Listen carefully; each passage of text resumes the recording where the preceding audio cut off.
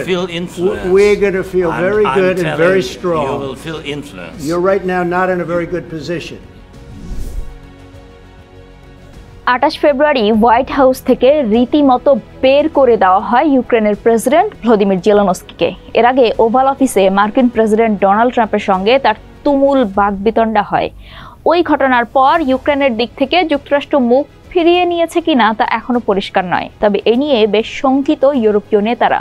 তড়িঘড়ি লন্ডনে এক সম্মেলনের আয়োজন করে তারা। সেখানে যুদ্ধবন্ধে সবাই একমত হন এবং এই কাজ তারা করতে চান যুক্তরাষ্ট্রকে সাথে নিয়েই।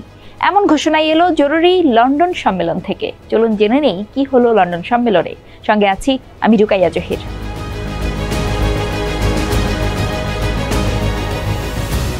বিবিসির প্রতিবেদন বলছে, রাশিয়ার হাত থেকে দেশকে রক্ষা করতে কিয়েভের সাথে কাজ করার জন্য 4 দফা পরিকল্পনা ঘোষণা করেছেন যুক্তরাজ্যের প্রধানমন্ত্রী কিয়ার স্টারমার। তিনি বলেন, যুক্তরাজ্য, ফ্রান্স এবং অন্যান্য দেশ শান্তি আলোচনায় কোয়ালিশন অব দ্য উইলিং হিসেবে তাদের প্রচেষ্টা জোরদার করবে, আর ইউক্রেনের প্রতি তাদের সমর্থনে চেষ্টা করবে যুক্তরাষ্ট্রকেও জড়িত করার। 18 জন নেতার শীর্ষ সম্মেলনের পর স্টারমার আরও বলেন, আমরা আজ ইতিহাসের এক সন্ধিক্ষণে দাঁড়িয়ে আছি। তবে এই শীর্ষ সম্মেলন থেকে ইউক্রেনের প্রতি জোরালো সমর্থন দেওয়া হচ্ছে। দীর্ঘদিন পর ইউরোপ এমন উচ্চ স্তরের ঐক্য প্রদর্শন করছে। শীর্ষ সম্মেলনের পর জেলেনস্কি বলেন, একটি সত্যিকারের শান্তি এবং নিশ্চিত নিরাপত্তার জন্য আমেরিকার সহযোগিতার ভিত্তি খুঁজে বের করতে ইউরোপে আমরা সবাই একসাথে কাজ করছি।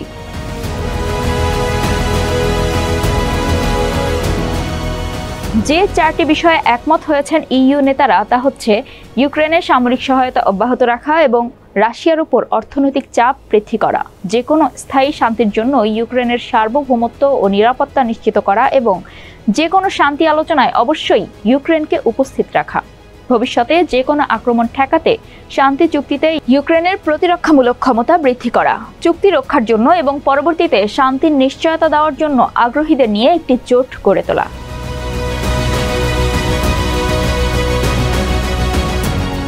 5,000-এরও বেশি আকাশ প্রতিরক্ষা ক্ষেপণাস্ত্র কেনার জন্য যুক্তরাজ্যের অতিরিক্ত $2 বিলিয়ন রপ্তানি অর্থায়নের ঘোষণাও করেছেন স্টারমার। এছাড়া জব্দ করা রুশ সম্পদের লভ্যাংশ থেকে প্রাপ্ত 2.2 বিলিয়ন পাউন্ড ঋণও পাচ্ছে ইউক্রেন। তিনি বলেন, আমাদের অতীতের ভুল থেকে শিক্ষা নিতে হবে। আমরা এমন একটি দুর্বল চুক্তি মেনে নিতে পারি না যা রাশিয়া সহজেই লঙ্ঘন করতে পারে, বরং যে কোনো চুক্তিকে শক্তিশালী হতে হবে। তবে কোন দেশগুলো এই কোয়ালিশন অব দ্য উইলিং জোটে যোগ দিতে সম্মত হয়েছে তা উল্লেখ না করলেও যুক্তরাজ্য প্রধানমন্ত্রী বলেছেন, যে বা যারা প্রতিশ্রুতিবদ্ধ তারাই প্রকৃতপক্ষে পরিকল্পনায় যুক্ত থাকতে পারবেন। তিনি আরও বলেন, যুক্তরাজ্য সেনা এবং বিমান পাঠিয়ে তার প্রতিশ্রুতি রক্ষা করবে। ইউরোপকে অবশ্যই কঠোর পদক্ষেপ নিতে হবে, আর চুক্তিতে মার্কিন সমর্থনের প্রয়োজন হবে এবং রাশিয়াকেও অন্তর্ভুক্ত করতে হবে। তবে মস্কোকে শর্তাবলী নির্ধারণ করার এখতিয়ার দেওয়া যাবে না। কিয়ার বলেন, আমি স্পষ্ট করে বলতে চাই, টেকসই শান্তির জরুরি প্রয়োজনীয়তার বিষয়ে আমরা ট্রাম্পের সাথে একমত। এখন আমাদের একসাথে কাজ করতে হবে।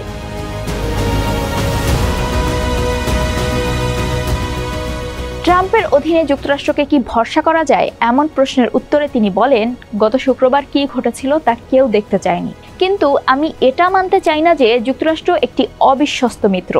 শীর্ষ সম্মেলনে অংশগ্রহণকারী দেশগুলোর মধ্যে ছিল ফ্রান্স, পোল্যান্ড, সুইডেন, তুরস্ক, নরওয়ে, চেক প্রজাতন্ত্র, Denmark, Germany, Netherlands, Romania, Finland, Italy, Spain এবং কানাডা।